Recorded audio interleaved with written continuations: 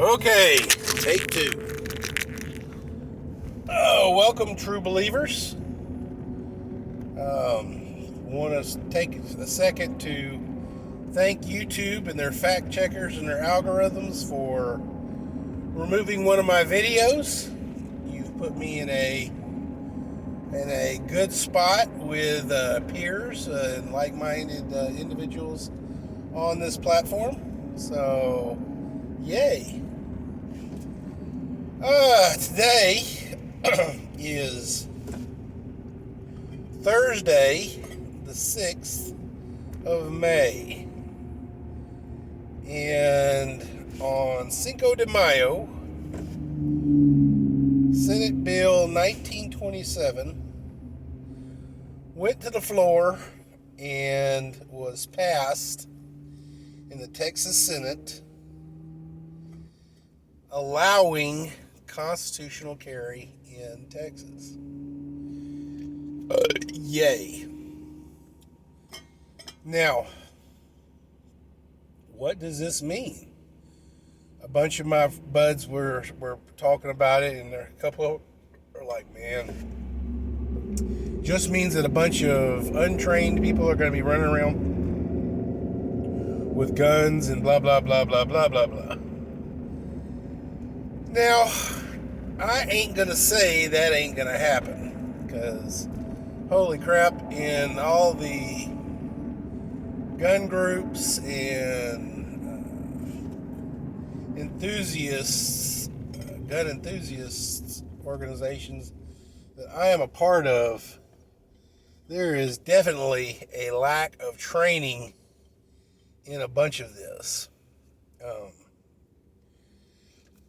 As such, I am NRA certified as an instructor, a weapons instructor, and I'm an RSO, range safety officer, through the NRA. So, it's my job and my certification to get these people all trained up. Now, the good thing is that last year in the COVID crazy, I evidently fell off the radar with the state of Texas to teach the LTC class. And holy moly, I am just wondering what's going to happen at my local ranges with all these dang LTC classes. If this goes through, then, it's going to be a bit crazy. Some people are going to lose their income. But it's going to open the door for a lot of us who have actually just NRA certifications to, be able to teach a little more. I know I've been giving my cards out an awful lot here lately. Now, the great thing about this constitutional carry is it's going to make it easier for ladies to start carrying, which can be a good thing and it could be a bad thing. I myself have been to a number of classes, LTC and otherwise, and it never ceases to amaze me that fathers, brothers, spouses, and whatnot, and boyfriends buy ladies a gun that they think would be good for the lady, and then immediately sign her up for an LTC class. And the first thing that the instructors say, and guys, I was just having a talk with my buddy just last night. LTC, License to Carry class, is not where you go to learn how to shoot your gun. You go there to prove your proficiency to an instructor under the hand of the state to prove that you are competent with your weapon to carry it. And that is crazy. I mean, you're sending these ladies to a range, to a class with a weapon they have never ever even touched, other than maybe putting it in the range bag, and tell them to go take this class. No, no, no, no, no. And hell no. Why are people this stupid? Okay, well, I don't know, but it is, as they say, common sense is almost a superpower these days. But now that, because I like to teach ladies handgun, and I like to teach ladies, period, because ladies have no ego to break. When they come to these classes, they are generally an empty cup waiting for an instructor to fill them up with knowledge. That is so great. Ancient, Chinese proverb is, how do you fill a cup that's already full? You can't.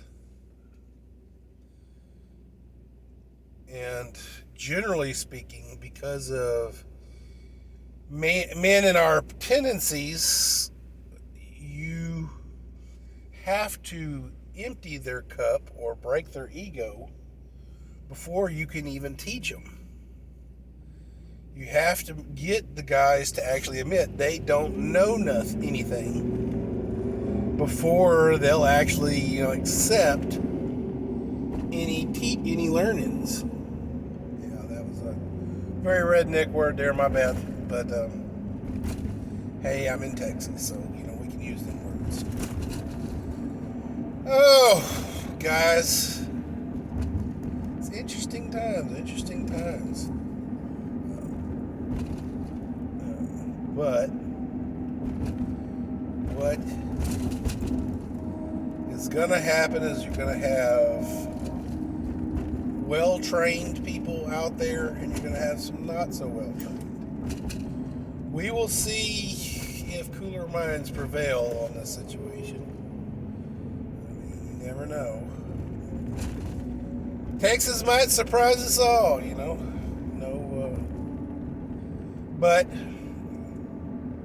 in answer to a lot of people's questions, yes, the same laws that prevailed over LTC and LTC holders will prevail over constitutional carry citizens. Because of the way the Constitution is written, if you are a felon, you lose certain rights. If you are a felon, you do not have the privilege of constitutionally carrying your weapon or a weapon, just like you're not supposed to own a weapon if you're a felon. One of the provisions in this constitutional carry bill is that cops can randomly ask for ID if they see you carrying. Now, a buddy of mine says, oh man, that's terrible. I don't predict any kind of spike in the number of cops asking for IDs. Generally speaking, what this provision is going to allow, it's going to give the cops another tool in their tool chest if they see someone who is carrying, who is acting a little off, the ability to ID them and stuff like that, and check their background, make sure they are not a felon carrying a weapon. So that's what I see. Could be wrong. I've been wrong about some things before in my life, so I ain't gonna say I know everything, but hey, there you go. That's what I see.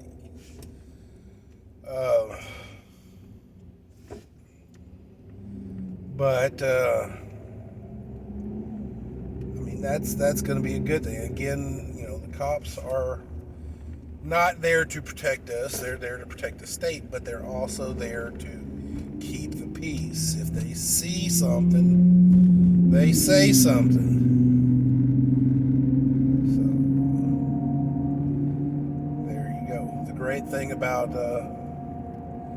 most weapons carry in Texas is that 80 to 90% of them all CCW, concealed carry.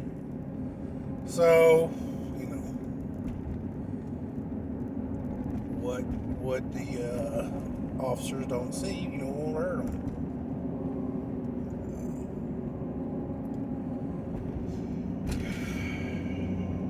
But que sera, sera, guys. Que sera, sera. I'm pretty excited about constitutional carry. That's gonna definitely put a cork in the bottle of old Sleepy Joe and his tyrannical wantons to take away weapons.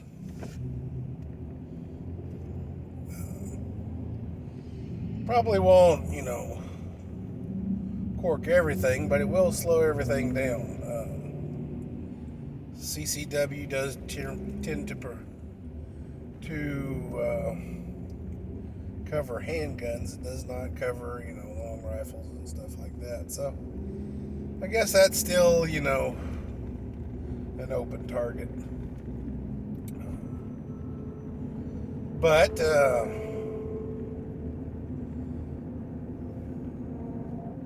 let's see, we are 12 minutes in. What else we got? Well, we got hyperinflation looming on the back in the horizon.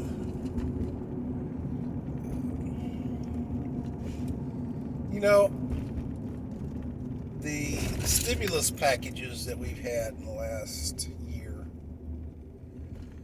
I ain't gonna say they are bad things.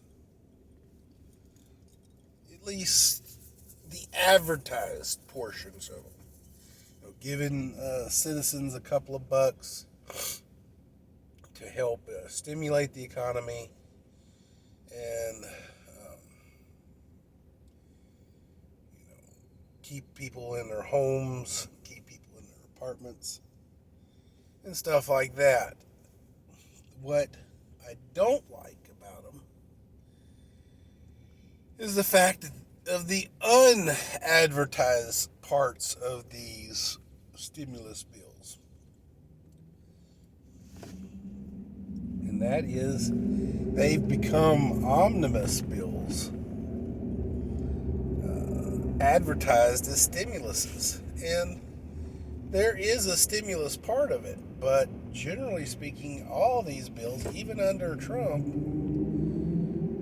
were huge spending bills.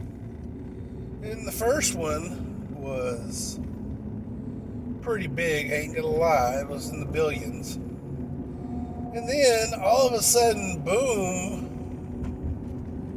trillions, guys, trillions. Basically, with the onset of these bills, these stimulus packages, we are doubling and tripling our national debt, which we accumulated, 8, 9, 10 trillion in the course of our years from George Washington. And now, with the stroke of a pen, we are sufficiently doubling and tripling that number in one swoop. That's some insanity, guys. I don't think our economy is going to be able to absorb it. It's just too dang much, all at once. But, what do I know? I'm not an economist. But I do know that if you pour water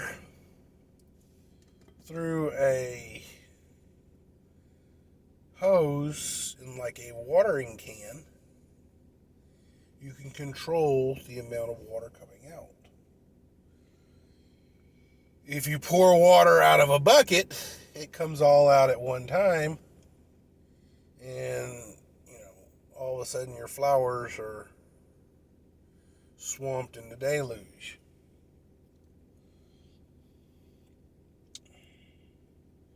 Don't know, guys.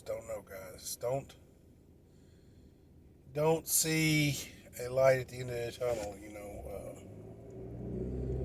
Biden said one thing that is ever so truthful. That is, this is the beginning of a dark winter. Guys, I ain't gonna lie.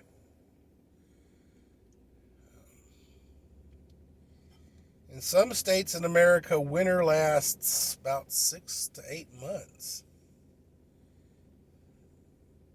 With only like 3 months of, spring and summertime weather. Guys,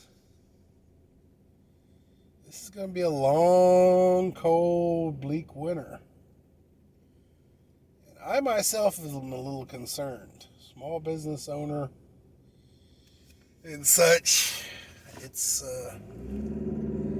definitely affecting me. And I'm getting a little concerned about it.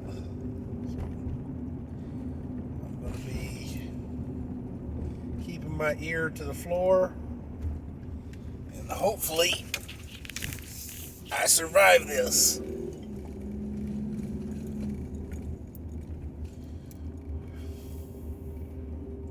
If not, I guess I'll see you guys in the funny pages. This is getting to be very, very, very real.